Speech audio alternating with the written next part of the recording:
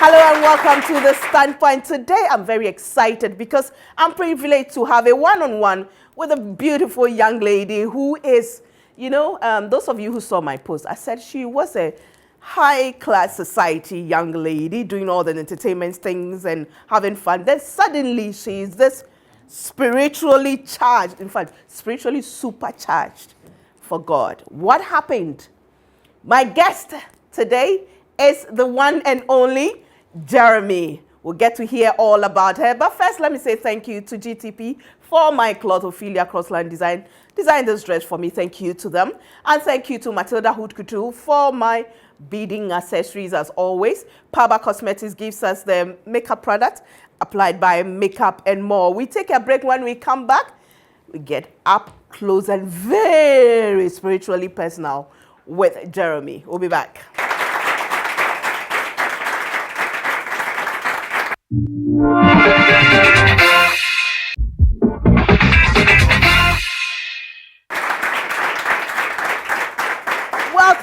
Welcome back. Tonight, my guest is Jeremie, the one and only Jeremie van-garshong. I'm sure you've seen her on Foresight TV before. You've heard her voice. If you follow her on Instagram, on Twitter and Facebook, I'm sure you've kind of interacted with her. But today we're getting very, very up close and personal with her.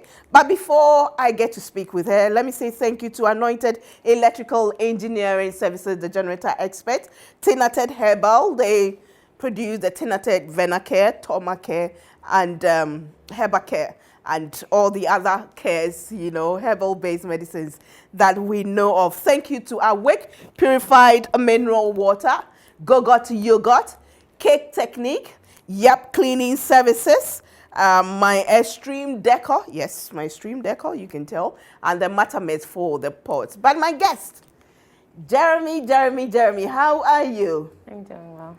Looking lovely as always. Thank you. So are you. What happened? What changed? I was watching you, following you on Foresight TV. I mean, I love to watch you because you speak well, you handle yourself quite well. So I was an admirer. Then suddenly I realized this woman is preaching Christ. Well, I've always been a Christian. I have to say that first off. I think what surprised people was, what they used to see me doing was most of the parties and events and stuff like that, and entertainment in general. But what really happened to me was I got a bit more personal with God. Like I actually got on this personal walk with him, closer to him in a sense. So I'm living my life as usual. I think this was in like 2011, thereabouts. And there was just a lot of things going on with me at the same time. And I would come on air and say, hey, welcome to the show, da-da-da-da. And then when I turned off the microphone, I'll get back into my space of depression and quote. And that was going on for a while. So I guess it got me to a space where I started asking myself questions like, okay, is this it? Like, was I just brought into this world to be Jeremie, the girl on Foresight TV, or YFM or Live FM or whatever? Like, what I felt like there was a bit more to life and to me than just that, and it was that hunger on my inside that was just telling me, nope. How did the hunger come about? Here's what happened. Michael Jackson died, and then Whitney Houston died, and then I started asking myself, well, what did they leave behind? They left behind a track record of drug issues and stuff like that, even though they had lived like really good lives because they were legends. Right. So I was asking myself, well, I'm not any of them because I'm not nowhere there. I'm just like a little girl somewhere inside of Africa here. But then if I died, what would I be remembered for? Would I just be remembered as the girl on Foresight TV? There has to be more to me than that. And so I think that was part of what, What kind of upbringing did you get? Okay, so I'm a pastor's daughter. So I was brought up in a Christian home. Our house was a mission house. And because my dad Did you grow up here in Ghana? Yeah. Okay. Yeah. And because, but I schooled, okay, well, we'll get there. But, but because our house was a mission house, so we always had people from different, missionaries from different places coming to. Is it a Presbyterian or Methodist? No, it's non-denominational, charismatic. Okay. Charismatic. It's called World Bible Missionary Church. Okay. So I grew up in that space. Everything from all-night services to prayer to fasting to everything. I was in the middle of all of that. So at what point did you break off?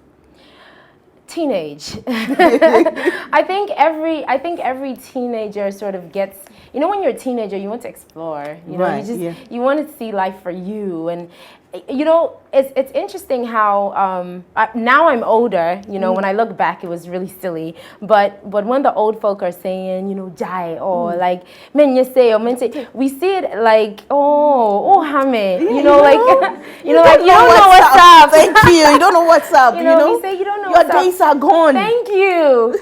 You know, and that was me back then. Was I felt like I know what's up, and you know, you guys just don't get it. And but in a way, here's what happened with me.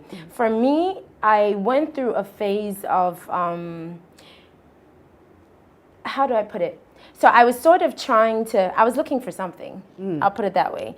I was looking for something, and I think it happens to every girl. I do girl sessions, and now I realize the more I interact with the girls, we all have that same pattern of we don't know at that time, because at that time I didn't know. Sometimes we think it's love. Sometimes we think it's, you know, to fit in, you know. Well, the truth of the matter is it's all of that in one. We're looking for love. We're looking to be accepted. We're looking to fit in. You know, we're looking to be seen, to be noticed, to be wanted. And it's not even a girl thing. It's a human being thing. You know, and so, but for the girls, there's this longing to want to, you know, just really, you want someone to tell you, hey, you're beautiful, or, you know, oh, like, I like the way you do this, or you're confident, or we like to hear it. Or you want more guys to come after you, you know, to show that you are hot. Or something, you know. You still got it. Thank you. Yeah. You know, and as a teenager, I was in that phase of, I was just confused, and I felt like that was what would make you be somebody, you know, having everybody know you and having everybody see you doing this and doing that and doing that. So in my case, I would say it was love, number one. I was sort of, you know, here's the thing with girls. The first time that a guy says, I love you, you're like, oh my God, you know, he said da da da da. And guys are really good at doing that. Careful, ladies. Yeah.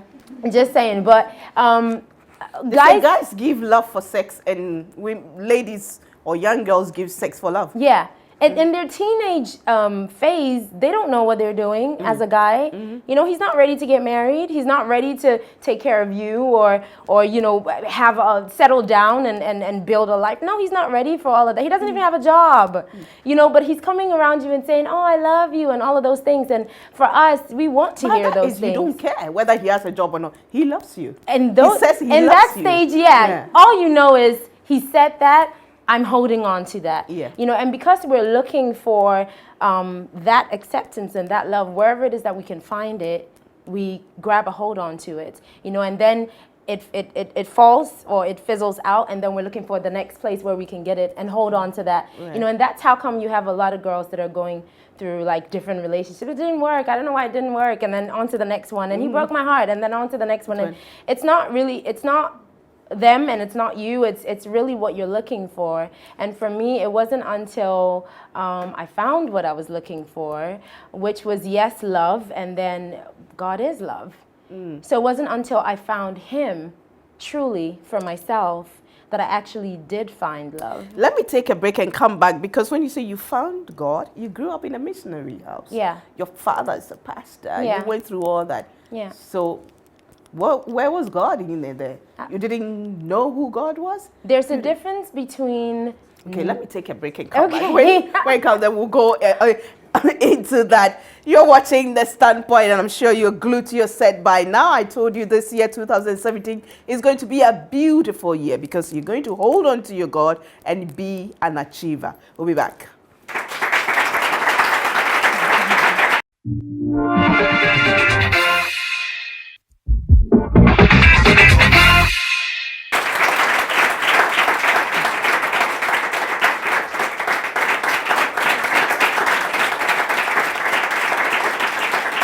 Welcome back. Welcome back. Of course, the applause is well deserving of what we've had so far. But let me say thank you to MD Glum, Hackey's Catering and Floral Consult, Springfield Catering Services, My Extreme Decor, MHC Matilda Hood Couture, and Gogot Yogurt. Jeremie is a radio and TV presenter and a morning show host on the urban youth station Live 91.9 FM. She inspires young people on her social media platforms with daily inspirational videos and write-ups from her real life experience and testimony. And it's one of those that really got me to tell myself that I need to have this lady on the standpoint to come share her story, because as I said, I knew her on Foresight TV, on YFM, to Live FM. Now, suddenly, I see her on Instagram talking Christ. So you found God. Yeah. You were asking how I could be in a Christian family. Exactly. You go to church and everything. Yeah. You're fasting all night. Yeah. And I'll say this honestly, especially because now I get to like visit churches and stuff like that. There's so many empty people in churches. There's so many people that are in church, but there's nothing inside. And that was me. You know, I felt as if, oh, well, my father's a pastor, so automatically I'm going into heaven. Nope, it doesn't work that way. Salvation is personal. So for me, I was in church, yes, every Sunday, and I had my hands lifted up, worship, da-da-da-da-da. And cry and all that. Everything that comes with it. No, but it's emotions, and there's a difference between just, you know, going through the motions of playing church, you know, which is the routine of it's Sunday, let's go to church. And then we're going because everybody goes for different reasons, you know, whatever reason it is that they go for at the time. And for me, as a younger person, I was going because I don't want for them to talk too much. In my father's house, shout out to Papa, love him to bits. But he trained me in the way he knew I would go. You know, and when you're trained right, you would always come back. To what was given to you. Exactly, I believe so that. In his house, it doesn't matter if you went to, I was on Foresight, and with Foresight you have to go for events, and today we're at the National Theater, we're doing this, and tomorrow it's this event, and da-da-da, and you come home like 4 a.m. in the morning. In Papa's house, you came home at 4 a.m. in the morning. You still go to church? You will go to church. And for me, at that time, it was, I'm tired, you know, like, I really didn't want to go, but you will go to church, you know. And so I would go to church, and I would go because I don't want you to come and talk plenty. Let me just go quietly and whatever. And I'll go and sit in church, and half the time I'm on my phone, WhatsApping, Facebook, Twitter, anything that could just, it was boring to me, you know, and the preaching is boring, and I'm sleeping half the time, and I can't wait for it to be over. Maybe worship I can go through because it's music, but everything else was just, so I just, hurry and let's go home. You know, but I think when I came to that place where I truly, really sincerely wanted to find God for myself, and that was December 2011, 31st night, I remember so well. And there was so many things happening with me at the same time.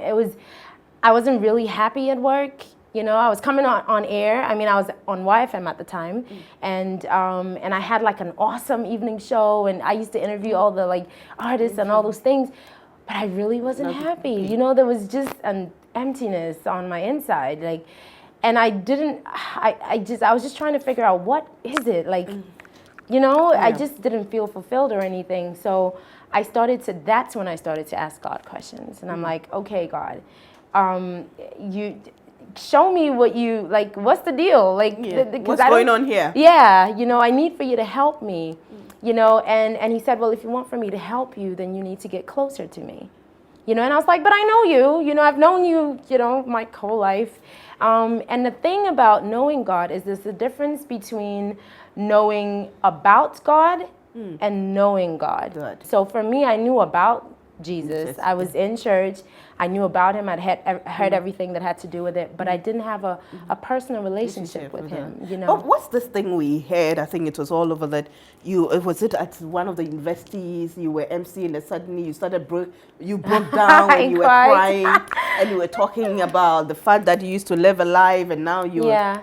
Did it really happen? Yeah, it really did happen. Ohima Mercy called me and said that she wanted, and she had, you know, sort of known a bit of my journey, and she said she was going to, it was Legon, I've forgotten what hall it was, and then she said, I'm going to have a program there and I need for you to come. Now, here's what happened, and it really wasn't me. Just the Holy Spirit just has an interesting way of doing what he does. I think the night before was Ghana Stands and Worship at the stadium, and I emceed that show. Okay. So I had lost my voice completely. So when they called me to come for the event, I was like, I don't think, even if I came, I can't speak. You know, because I was tired and nothing was coming out, because that event had, like, it was taking a whole everything. big. So the next day I get to I said, okay, I'm just going to show my face because it's on my mercy. You know, let me just do this for her. So I'll show my face, they'll see me, and then I can leave. So I'm sitting in the back somewhere, just, you know, breathing. I don't know what's going on, just watching what's happening. And then when they call Ohima Mercy to finally perform, and she takes the mic, she says before she does what she's coming to do, she has a friend here, and she would like for that friend to come and, you know, share her story. So I'm like, oh my God, I can't speak. You know, so I got off, I was like, okay, I don't know what you're doing, God, but okay. So I went and I took the mic, and voice came from nowhere. And so I started to tell them about, in fact, I think the basis of what I was trying to tell them was the same thing that I'm telling you, is that, you know, you could look for so many different things to satisfy you. And for me, even the love of a man couldn't satisfy me. I told them about the very first day, like the day that happened to me. When I'm talking about him and he enters the place, I cry. Yeah. And so it wasn't me crying because I just wanted to, whatever. It was, and to be honest with you, I was trying to hold myself together. I kept saying, don't do it. Don't cry. Not here. Yeah, you know, hold yourself, don't cry. You know, but that's how, like, the Holy Spirit works. So that's the first night. What happened to you? That 31st night, I remember just telling God, you know what, I'm tired. That was the first thing that came out of my mouth, was I'm tired. I'm tired of trying so hard to, or pretending, you know, to live this facade of, thank you. Yeah, you're just keeping up a face. Yeah, of being perfect and, you know, saying, hey, you know, being all whatever. No, there's just, I'm not perfect, you know. And so I remember being in the church, and everybody, I couldn't even see anybody in the church, you know. And I remember the last thing I said before, and I remember so clearly, it was 0000. That was exactly midnight. And I said, you know what? I'm done.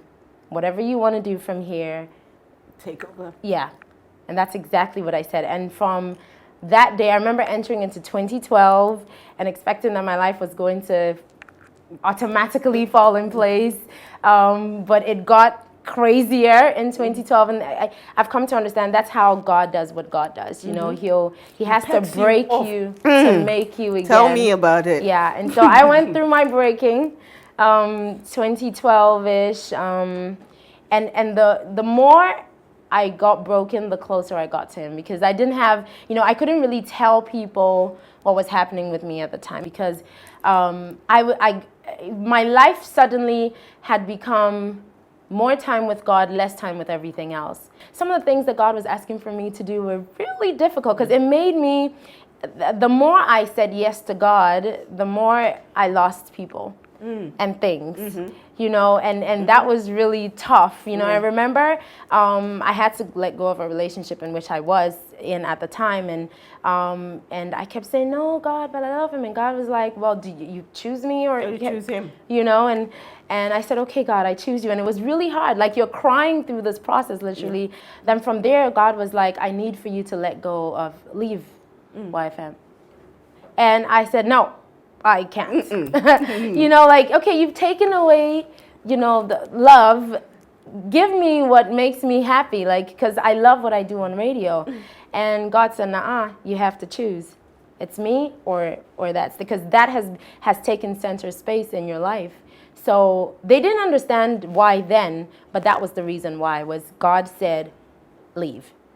So I had to make a decision again, and it took me like 6 months to make that decision, because that was my space, and I left YFM, moved to Live, and then God said, leave Foresight TV. I said, no, that's the last thing, that's my identity. Anyone who sees me, the first thing they say is, oh, and you don't know Foresight TV or something, why are you taking everything, and that's literally what he did. He took everything.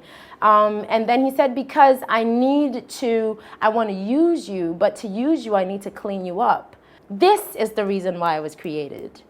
This is the reason why I was born. And I do it naturally. What I do on my Instagram, those videos and stuff, it's as real gets. I don't have makeup on half the time, and I just free my mind and say what I really want to say from my heart. And that's what he created for me to do. Jeremie, did you ever go into drugs and smoking and alcohol? Never did drugs. Definitely drank because of my field. I mean, because partying and all of those things, but never did drugs or anything like that. Never smoked anything? No. You're watching The Standpoint, and oh boy, I'm sure I can do a 10 session with Jeremie, because this is an amazing, amazing young lady, and the right time too in the year to set us going and get our focus on the right things in life.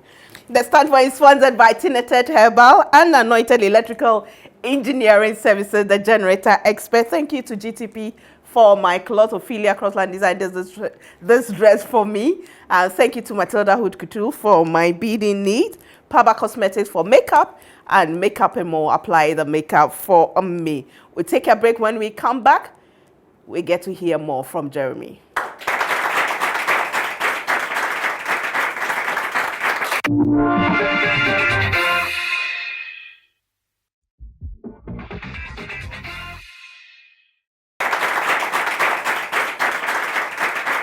We are supported by Gogot Yogurt, Awake Purified Mineral Water.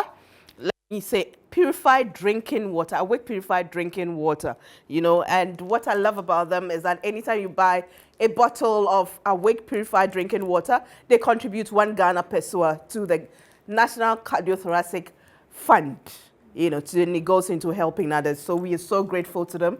Thank you to House of Foods, Cake Technique, Kitchen Pot Catering Services, Springfield Catering Services, Hackies Catering and Floral Consult, and MD Glam Deco. Jeremie, so it was the quest to know God, to find something, to feel the emptiness that drove you to God. It wasn't that you were sick. No, the sickness. Well, at the time when I got close to God, the sickness was there. But did you know? I knew. I knew. It was there for, this year was 10 years of it being there. I never said it to anyone. I know, everybody goes, oh my God, but you were on TV all the time. And but I just Do you sort mind of telling what exactly the sickness happened with it? Yeah, okay.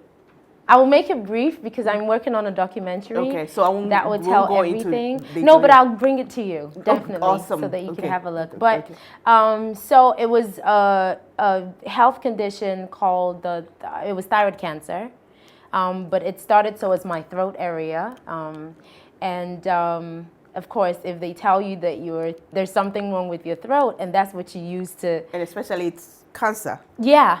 And that's what you used to do, everything that you do. That was scary for me, So the process of those 10 years was a mixture of me hiding a lot of things and trying to, because I was still coming on TV. Thyroid cancer, and you were still talking and emceeing. Yeah, and it shows. That's the thing about, because every cancer is a growth. Yeah. So it was a growth that was there, and it shows. So I mean, what people didn't know was anytime I would come on TV, it was a struggle, but people didn't know, because to them, oh, well, she's Jeremie, she's good, and da-da-da-da. No, it was not so easy not to let people see that was a problem with me or anything of the sort. But I went through this journey of faith. It definitely made me get closer to him than ever before, because I had to literally, at a point in the journey, I had healing scriptures that I was speaking over myself every day, and I had them on my iPad, I had them on my phone, I wrote them on little stickers. So you didn't go through any medical treatment? During the 10 years, I was going to the hospital, but I never took medication. Anytime I went to the hospital, they said, ding. Seriously. In the beginning, I was going because, they said go and check it out. So I'd go and check, and then they said do a surgery. And I said, I won't do a surgery. In the beginning, it was out of fear.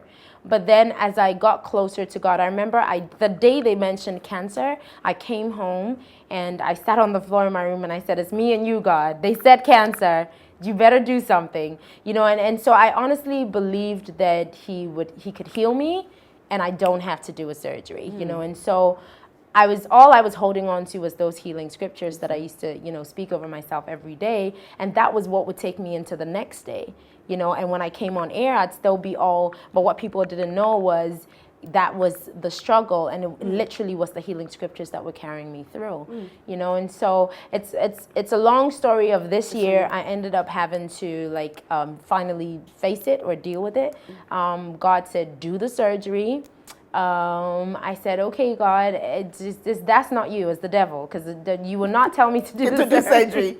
It's definitely, so I had to pray about it. I fasted and, all of that. I told God, show me specific signs, and I got 8 different signs in the same direction. Do the surgery. There's a reason why I need for you to do it. So I ended up getting to do it in Germany. That's a whole testimony on its own. I didn't pay for the surgery. I did not pay for my ticket to Germany. The doctor that did the surgery was the best in the region. He only works on VIP patients. I wasn't even done with my payment. They put me in a VVIP ward. It's the testimony is insane. Who are you?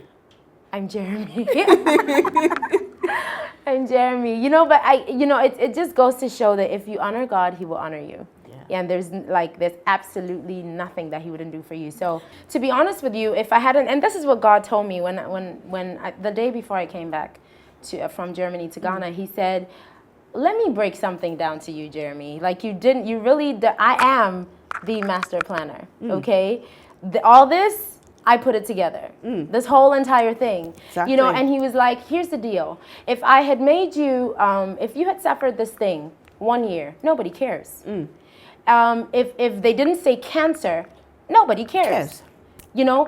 I made you go through it for 10 years. That's enough perk to get someone going, oh my God, she went through that for 10 years. Let me hear what she has to say. Yeah. It was a part of God knew exactly what He was doing. And I was begging Him for 10 years, heal me, snap your fingers and let it go. Snap it. And He was like, no, you don't get it. I know what I'm doing. Meanwhile, there are people who have it and God can heal them miraculously. Immediately. And I was seeing it happen all the time.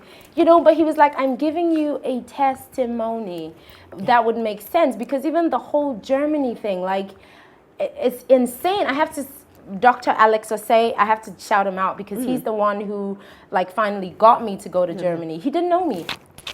He didn't know me. No, he had never seen me before. He didn't know Jeremie, nothing. And he took care of me in his home with his family. They had never seen me before. They didn't know me. They don't even live here. They live there. And Mercy Osewusu, she was the one who connected me to him. It's just crazy, the whole thing. At the end of the day, when my pathology report came, they couldn't find the cancer.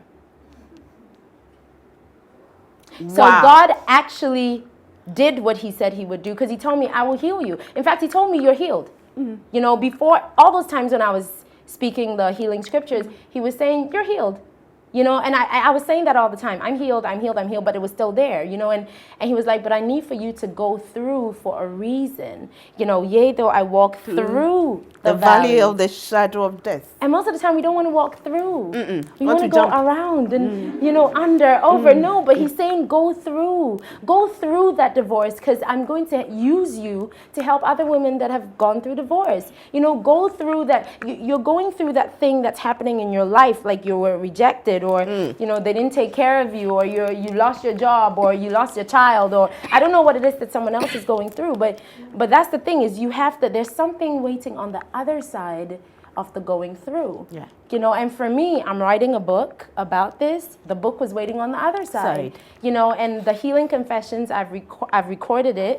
And I'm gonna put it out like the beginning of this year now, so watch out for it. Okay. And I know that the confessions that I was speaking over myself was not for me. It was meant for other people that needed it, you know. But I needed to go through, you know. And then the documentary that I'm working on as well. Would you say that you're happier now? 100 million times. 100 million times. I don't have to explain it. If you have him, you have everything. I don't know how to explain it, but people don't have to be ashamed. I'm doing what I do now because I have this thing called unashamed. And it's because I used to be ashamed of anything. That I won't tell anyone that my father is a pastor. I will never say Jesus or God anywhere because no, it's gonna kill my swag. You know, and I'm just saying, like, when you get to know him, and he's a part of your everyday. I don't make a decision without him. You know, I don't take a step without him. I don't start my day without him. I'm driving in my car and he's in my car with me, literally. You know, when we say God first, it literally means God first. So in a nutshell, what do you want young people listening to you, parents listening to you, to take from your experience? If you're a Christian parent, find a way, and that's why I would always shout out my father, because he was, how do I even explain it? I just love that man. He knew how to hold me together. You know, he knew how to show me, I love you, I'm here for you, I've got your back, I'm praying for you, and he always had my back, you know. And I think parents need to show that to their children so that they don't feel I need to get anything from anywhere else, or and they'll quietly do it behind your back. You know, they come home and oh mom, yeah, you know, and they're all acting cool, but you don't know what they're doing, you know, that you don't see, you know. And now there's social media and there's so much nonsense going on in the world. So I think parents need to pray for your children and cover your children. And then for the young people, I say this: God first. I mean, I say that to anyone who says, oh, I like what you do, I want to be like you, or all of that, I admire you, or I like what you're doing, or whatever. I tell them, to be honest, I'm nothing. I'm just some girl, like, I don't, it's not like, there's nothing special about me, to be honest. I don't, I'm not from like a super rich family, and so I had everything handed to me. No, I literally went through to get here. You know, I didn't get on radio and they put a mic in my hand. That was a whole journey on its own, to doing that. I didn't get on TV boom. It was a whole journey to get. So my whole life has been a mixture of different, and I'm just like anyone else. So I tell them, put God first, you know, because if he is first in everything that you do, you can't go wrong. He created you. He knows what he placed inside you. He knows, you know, the details of who you're supposed to be, who you're supposed to get married to, where you're supposed to work, what you're supposed to, God knows all of it. You know, so you could spend 10 years trying to figure it out on your own and go and hit the wall and then come running back to him. Or you could go to him now and say, okay, God, this is it. Yeah, you know, show me what you want from my life. You know, I want your will and not mine, you know, but I hope that people choose God, you know, and that's my like quest for now. So I do sessions. I do girl sessions called Girl Unashamed. And where do you do it, and how can people be a part of it? Okay, so this year, at first I used to get invited to do sessions, but this year I'm doing it. Yeah, I'm doing it as in so people can come and then enjoy it instead of me having to go to places. So they should just keep on, you know, checking with my social media handles. Jeremie 2131 on Instagram is the one that I use the most. What's the 2131 all about? That's a whole other story. No, it's just a platform for young people to grow their talents. Okay. More or less. And it was 21 to 31 because we felt between the ages of 21 and 31 is when you're making your life decisions. You know, I want to do this job. I want to drive this car. I want to marry this person. Like, that's when you're sort of finding yourself. Yeah. So that's why it's called 2131. But it's literally Jeremie, I'm so glad I had this privilege to speak with you. I'm so glad I came. So proud of you. Wow. We take a break. When we come back, I'll give you a bit of me.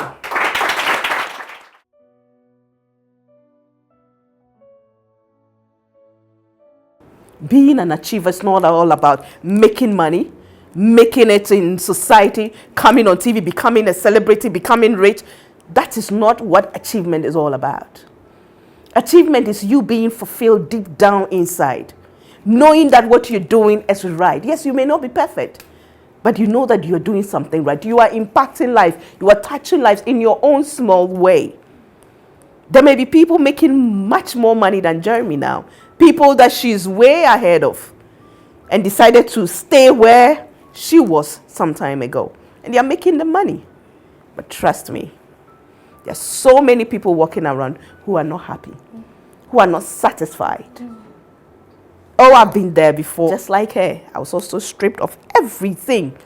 But the most interesting part is, even during that time, that was when God was giving me greater platforms, bigger platforms. It's good to have money. It's good to have worthy things, but it's not the most important things. It is not. Find what you really want to achieve in life. Find your purpose. Find what makes you happy. And you'll be even sleeping in a kiosk and you'll be happier than somebody sleeping in a mansion. Sure. You see, do you live in an area where you have squatters around? Sometimes you'll be even upset because they seem so happy and excited, going about chatting and talking, and meanwhile you're struggling in your room, in your mansion. God will always make the difference. My name is Gifty. 2017 is going to be a good year because we are going to hold on to our God. That's all I have. And throughout 2016, I told you about my super crazy faith in God. And I'm holding on to it. It's super crazy faith in God in motion. You can join the motion. You can join the movement. Thanks for watching. See you same time next week. Bye for now.